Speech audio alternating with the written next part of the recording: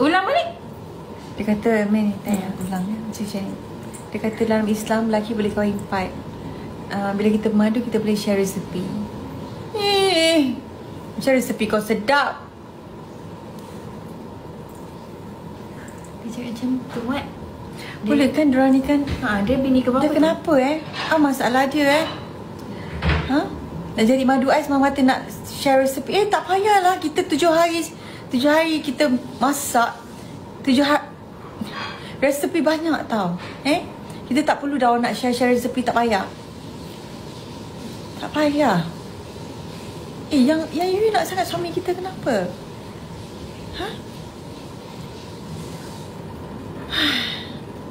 Itulah susah Kita ni kadang kalau terlebih jaga suami, mulalah orang itu suami kita. Kalau tak jaga kan, kata tak jaga suami pula.